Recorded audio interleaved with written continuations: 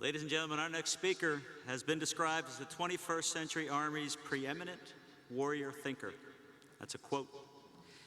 He is listed as one of Time magazine's 100 most influential people in the world. He's leading the Army's study and contemplation on the Army of 2025. And I remember being in War College and reading his book, Dereliction of Duty.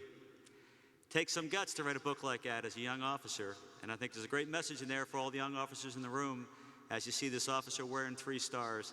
Integrity in your service matters. Ladies and gentlemen, please welcome to the podium Lieutenant General H.R. McMaster. Thank you very much.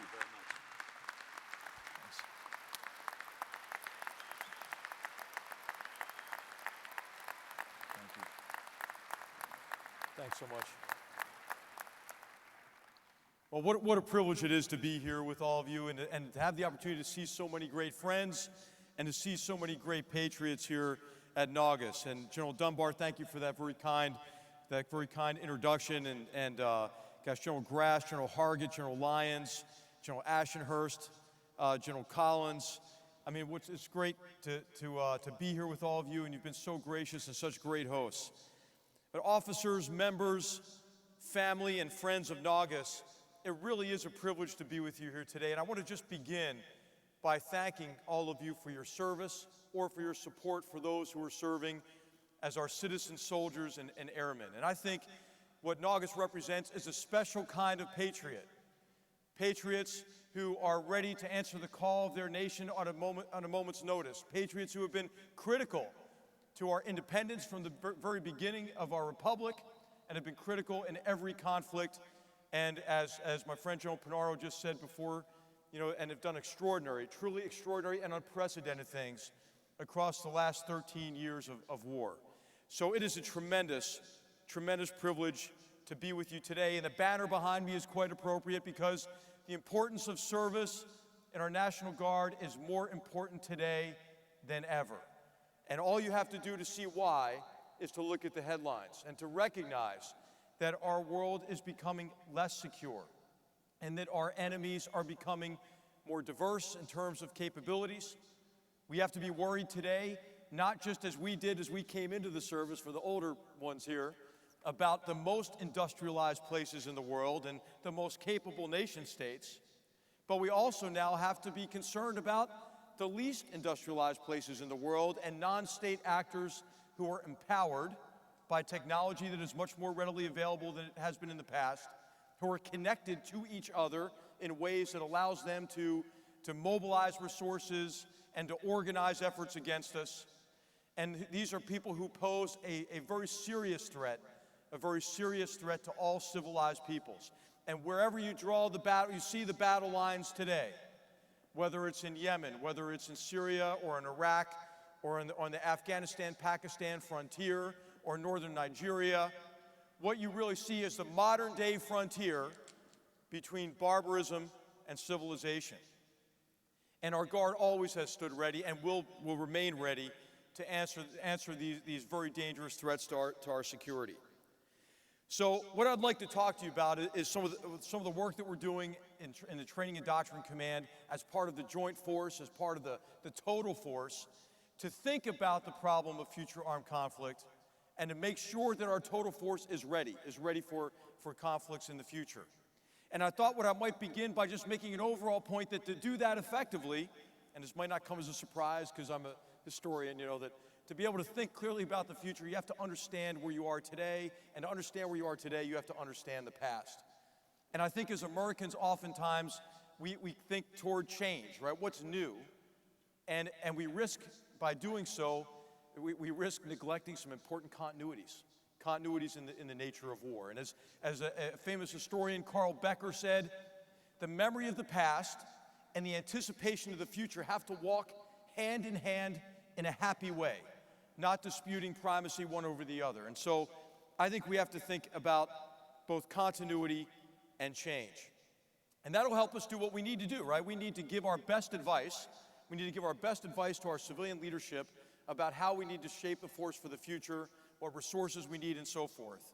And of course, in our democracy, we get the military that the American public is willing to pay for, but it's our job, right? It's our job to do the best we can within those resources and to make sure that we can fulfill our responsibilities. And so what I'd like to begin by talking about is maybe the recent past. What is it that we've learned across 13 years of conflict in Afghanistan and in Iraq in particular? And I think what we've learned more than maybe anything else is that we better pay attention to continuities in the nature of war. And those continuities, I think, are in four fundamental areas. And this will be a talk about four things in each category. And the first of those is what we all learn in war college, the first thing, or in staff college, or maybe even the basic course, is that war is an extension of politics. And what that means is we don't conduct military operations as an end in of themselves. We do it to support policy goals. We conduct operations to achieve sustainable political outcomes consistent with our vital interests. And so I think if you look at Iraq and Afghanistan and neglect maybe of that fundamental nature of war, the political nature of war, complicated our efforts there. In Afghanistan, of course, we waged a very effective military campaign, empowering Mujahideen-era militias with special forces, with CIA capabilities, and especially the tremendous air power that our Air Force brings to bear in terms of precision strike and ISR capabilities, which, as you know, have grown really by many orders of magnitude since that time, but also our strategic mobility, which is unmatched and allowed us to deploy those teams into harm's way. But then I think showed really what is, in many ways, a revolution in tactical operations.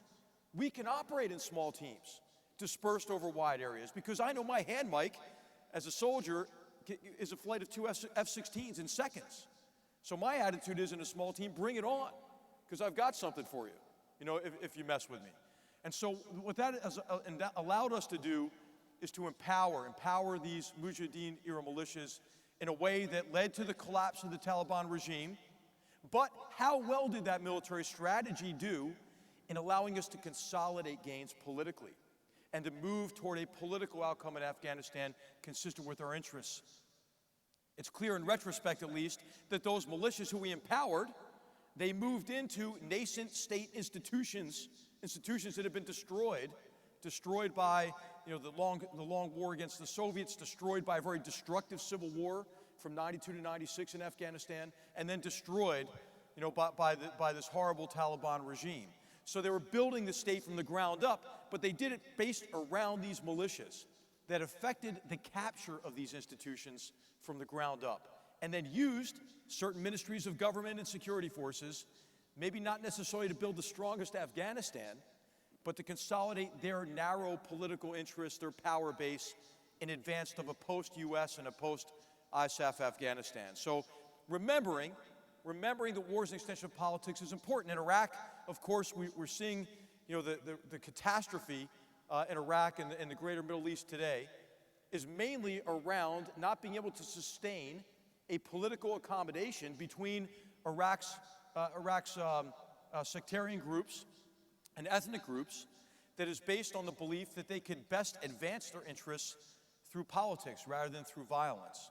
And so that accommodation collapsed and was difficult, obviously, since 2003, in large measure because we didn't do enough early and maybe in a sustained manner to allay the concerns of the minority population, particularly the Sunni Arab population. We can talk more about any of this in a discussion period as well. So war is an extension of politics, something we should remember when we're thinking about the future. And then we also ought to remember that war is profoundly human. What do all these conflicts have in common? Of course, there are a lot of differences, right? And we have to be sensitive to local differences and realities that drive conflict. But what you see is these really irreligious organizations, these criminal organizations who cloak themselves in this kind of false legitimacy of Islam, but they're really un-Islamic. They want to portray themselves as patrons and protectors of aggrieved parties. So their strategy has been to pit communities against each other, get them to fight each other, and then come in as this patron and protector and gain control of a chaotic situation and then establish control through brutality, through intimidation, use control of populations and resources to conduct more attacks, more mass murder of innocent people, to drive retribution attacks like you saw maybe the Shia militias to conduct this execution in the mosque in Diyala province. That's what they want. They want this kind of cycle of violence to accelerate, to get more and more destructive. And so the drivers of conflict is what we have to remember. What is driving conflict?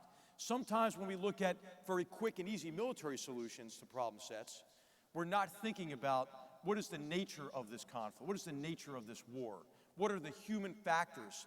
You know, really people fight, I think, for the same reasons the Greek philosopher and historian Thucydides identified 2,500 years ago.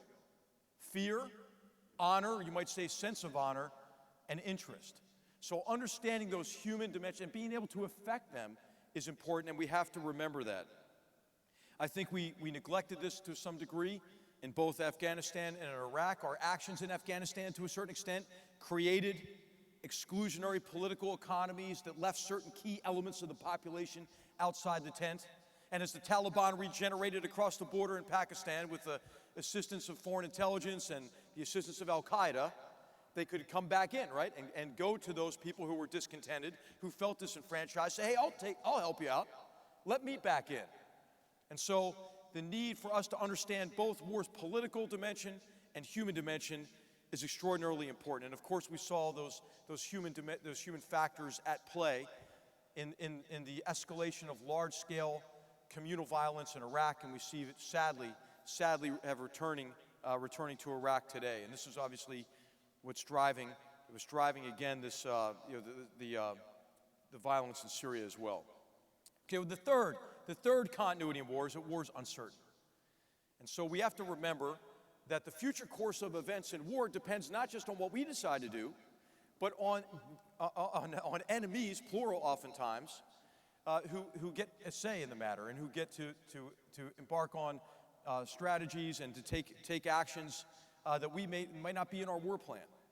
And if you think about how we've conducted wars recently over 13 years, we tend to conduct these wars under the assumption that we can make a linear projection from where we are today to some point in the future, determine with a high degree of precision exactly the amount of force we're going to need over time, and to assume that that's going to achieve the outcome consistent with our interests. And we saw both conflicts in Afghanistan and in Iraq evolve in ways that we did not anticipate in the future. And so what's critical for us, right, is to make sure that in our military we have the capacity, we have the ability to respond to unforeseen difficulties, to unanticipated opportunities. We all learned, I think, as we came in the military, rule of thumb, right? Keep about 1/3 of your force in reserve because you never know what's going to happen. How much of our force have we kept in reserve forward in operational theaters in the CENTCOM region, for example? I mean, very, very few. I mean, oftentimes zero. And again, this reflects this idea that the future course of events is based on really what we decide to do. Ultimately, this is kind of a narcissistic view of war in which we define war and the problem of warfare only in relation to what we would like to do. You know, and oftentimes you see this reflected in scenarios that help us think about future war. You know, we sort of reduce wars to a targeting exercise, right? And then we're kind of like George Costanza on Seinfeld. We just leave on an up note, after some precision strikes. When in fact, when you leave, that doesn't mean the war's over. It just means you left. Okay, and the war is going to continue to evolve in ways that might be very difficult for you to predict. And so it's very important for us to be adaptive, for us to be able to deal with the uncertainty of war in Iraq. I think we saw what was initially a decentralized, localized, hybrid insurgency coalesce over time, attack us because they thought, hey, attack Americans, they're going to leave. Then that wasn't working. Okay, well, attack infrastructure. Do what Lenin said. Make the worse the better from Lenin's point of view, right? Blow up power lines, blow up water pipes, grow pools of popular discontent from which the enemy can draw strength.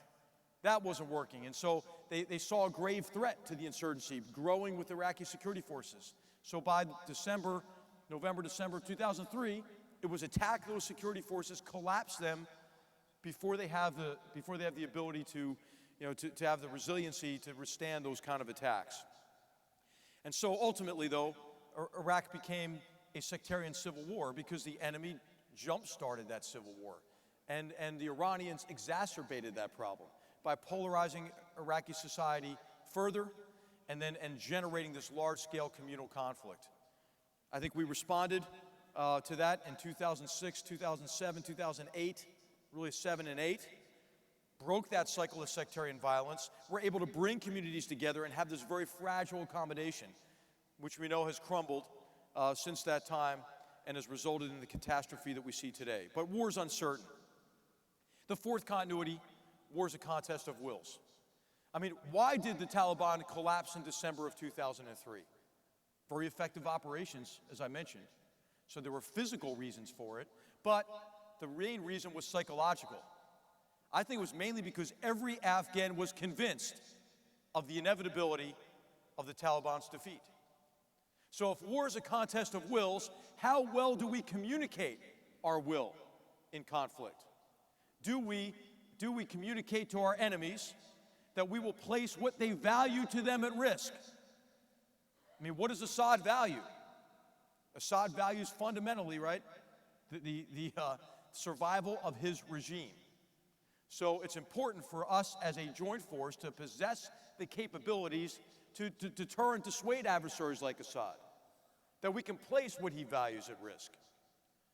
Also, war is a determination of wills reminds us that we also have to reassure allies, and we have to exert influence on neutrals.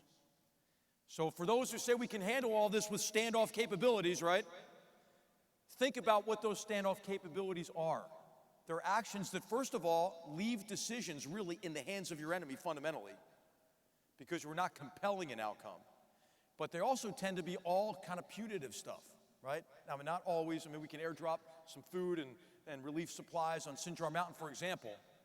But the things we have to do person to person in the context of the human dimension of war, the positive things, whether it's disaster response and humanitarian assistance or bolstering the strength of indigenous security forces, those have to be done on the ground by the joint force on the ground, enabled, obviously, by those tremendous standoff capabilities. So we should have learned a lot, right, about the nature of war and these four continuities of war in the last 13 years. But what are our prospects? Are they bright in terms of learning from these experiences? I would say, unfortunately not. They're not very bright. And I think the reason for that, the fundamental reason of that, is the next group of four, which are four myths. Four myths about future war that become now almost conventional wisdom. The first of these myths, I would call it the vampire myth. And it's a vampire because you can't kill it. I mean, it's every 10 years it comes back, or so. And this is the myth that we can solve the very complicated political, human, uncertain aspects of war, and war is a contest of wills, mainly from standoff range. We can apply power onto land from the aerospace and maritime domains. And this was the orthodoxy of the revolution in military affairs in the 1990s. And it's one of the reasons, I think, that we were kind of set up for some of the difficulties we encountered in Afghanistan and in Iraq, because it had reduced war really to a targeting exercise, right? Targeting was tactics, operations, and strategy. And so we didn't consider fully and conform our plans to the complexity of either of those wars. And so this is the return of the RMA as the vampire fallacy. The second one I would say is, we might call it the zero dark 30 fallacy. Right, America just needs the capability to conduct raids against nodes in an insurgent or terrorist network, and that will keep us safe. Well, both of these, right? Who doesn't want our ability to project power onto land from the aerospace and maritime domains with our extraordinary ISR, our network communications capabilities, and our precision strike capabilities? So I want that as an Army guy. I mean, I've never had to look up and say, wow, is it friend or enemy? You know, I mean, I always knew that the United States Air Force was right there with me. And so we want that capability. Do we not want the tremendous Special Operations Force capability to have? Heck, yes, we do. But those capabilities today are masquerading as strategies, masquerading as simple answers to the problem of future war. The third fallacy or myth, I would say, is, I would call it the Mutual of Omaha Wild Kingdom fallacy. Now, I know there's going to be a generational gap here, right? Anybody who's younger than maybe us up here may not get that. All right, so I'll quickly summarize what this means. Okay, now back when I was young, all of us old guys up here, gals were young. We were pretty wholesome back then, you know. Not like, I mean, we watched, you know, network television, and on Sunday nights it was, you know, it was A Wonderful World of Disney, followed by Mutual of Omaha's Wild Kingdom. And the host of that show, Marlon Perkins, was the first guy to come on, and he was in a coat and tie, dressed kind of snappy, you know, and he would introduce the topic of the day, you know, wildebeests, lions, you know, crocodiles, whatever. But old Marlon was not going to get down with the wildebeest, crocodiles, and lions. He had an assistant, Jim. Jim did all that for him. So he was down there, and he'd always, it was always tough for Jim, you know. He was like, he was running for his life. You always wondered, is Jim going to get munched on, you know? But you know, so the analogy today is, some people want us to be like just Marlon Perkins, right? You know, we'll host the show, we'll provide some capabilities, but really it's going to be Jim, other militaries who will do the fighting for us. Now, another incredibly important capability, something we've learned, right? Every fight we're going to be in against these enemies of all civilized peoples, it's going to be a multinational fight. Every operation we're on, it's going to be a multinational operation, no doubt about it. But when our vital interests and our security at stake, we can't rely on proxy forces or partners, because oftentimes, going back to the continuities in the nature of war, our political interests don't align with theirs, right? Oftentimes, there are human elements of the problem set. You know, infiltration and subversion of those institutions we're working with. Corruption issues, I mean, all sorts of issues, human issues that complicate that. So we can't outsource war to Jim, you know, and be comfortable like Marlon Perkins. And the fourth fallacy that I think is maybe, you know, maybe we'll be challenged with most recent developments here in Iraq, is I would call it the RSVP fallacy, that we can just opt out of future war. You know, I'm sorry, the United States of America regrets that it is unable to attend. Thank you for your kind invitation to the war, right? Because, you know,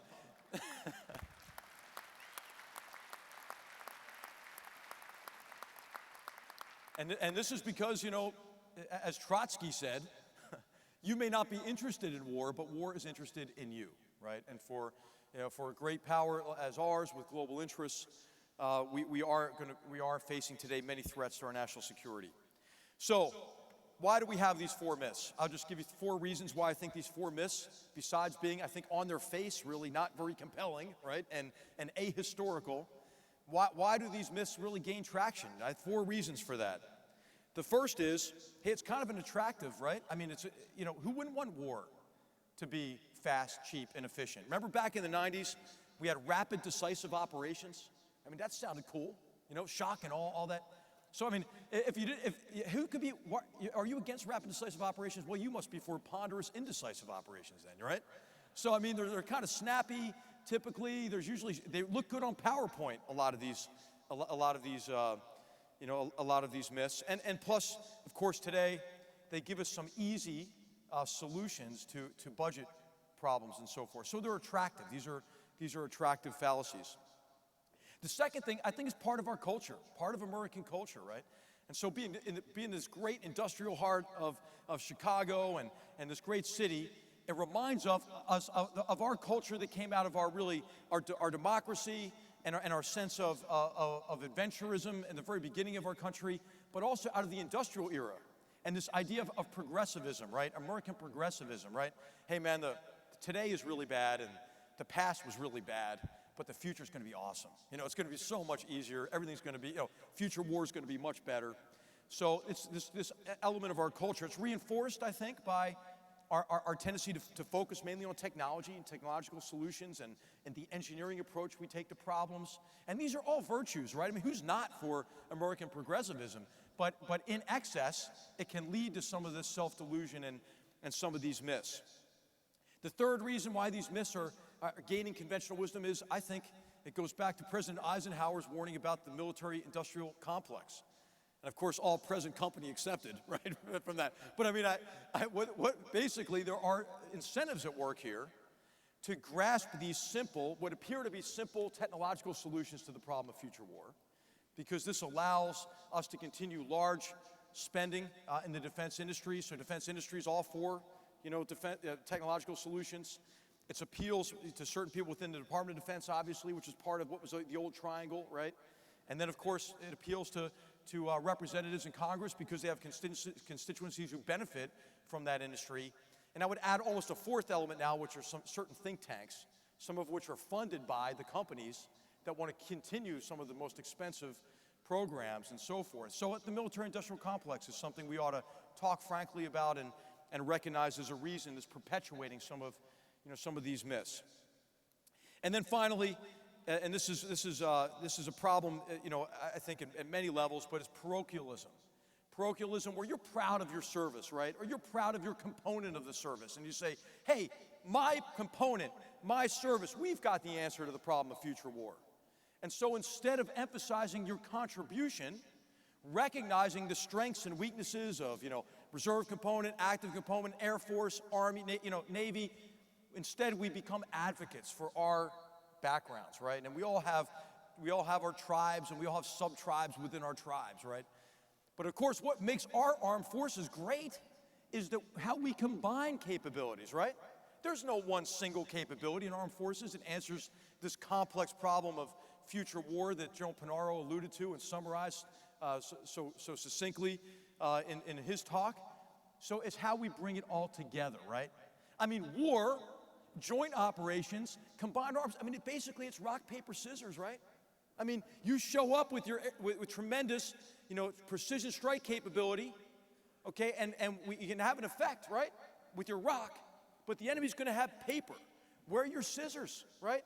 You've gotta have the ground element ready to go, right, to present the enemy with multiple dilemmas, right, across all domains. That's what we've gotta be able to do, and that's what's key for our military. So those are some of the problems. Okay, what can we do? 4 things we can do. The first thing we can do is think clearly about future war, and we need to partner with you to do that. Our Army is developing an operational concept.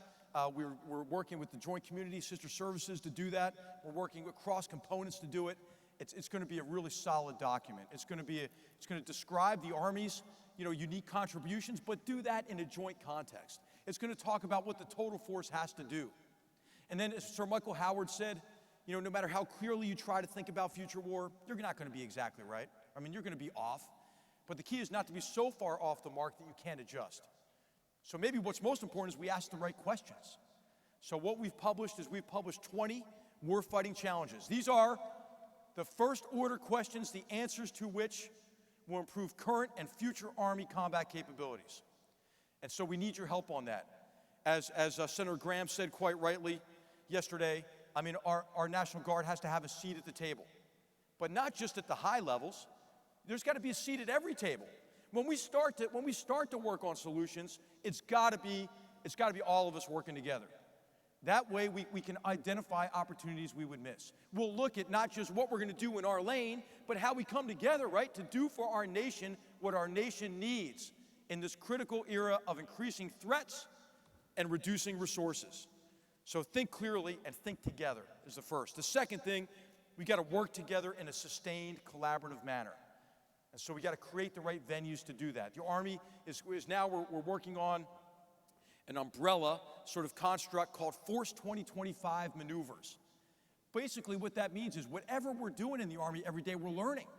There's a great Pacific Pathways exercise going on right now. We're learning from that. Every CTC rotation, we're learning from that. Any experimentation we do, the Army's Unified Quest program, we're going to learn from it. We're going to focus on these 20 questions and deliver interim solutions and make decisions, right, to do the things we can do right now, near term, change our doctrine, change our programs of instruction, create more opportunities for multi-component training exercises, whatever we decide that we can do with existing resources.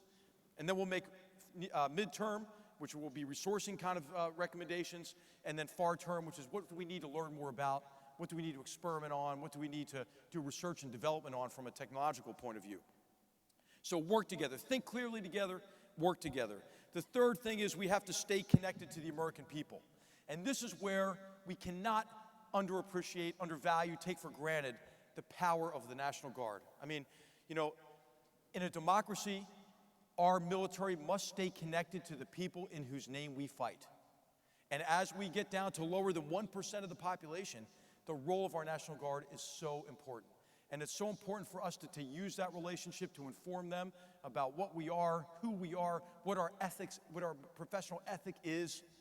get them excited about service for those who are willing to join, and we've got to stay connected. And then the fourth thing is we have to give our best advice as senior officers, and that's got to be advice that we work on together, and we've got to be, I think, as I mentioned, working together on these fundamental problems. Okay, so the National Guard, today more than ever, heck yes. And I think what I'd like to do is end my comments by a quotation from George Washington addressing citizen volunteers whose enlistment was about to expire. This is during the Siege of Boston in 1775. And think about that. I think those words are as relevant today to our guardsmen and women as they were back then. So George Washington said, "More human glory and happiness may depend upon your exertions than ever yet depended upon any sons," and would have been of daughters too, of men. "He that is a soldier, or she that is a soldier, in defense of such a cause, needs not title. His post is a post of honor, and although not an emperor, yet he shall wear a crown of glory, and blessed will be his memory." For our soldiers and airmen in the Guard, blessed will be your memory. Thank you for your service across 13 years of combat. I draw strength from your example.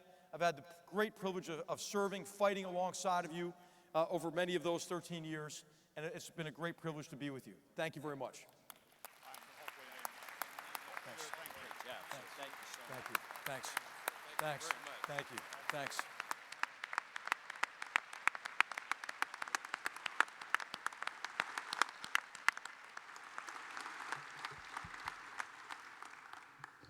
General, thank you so much, not only for your service to our country and your leadership, for taking the time to visit with us and enthrall us with not only the history lesson of bringing it forward and to the vision of the Army in 2025.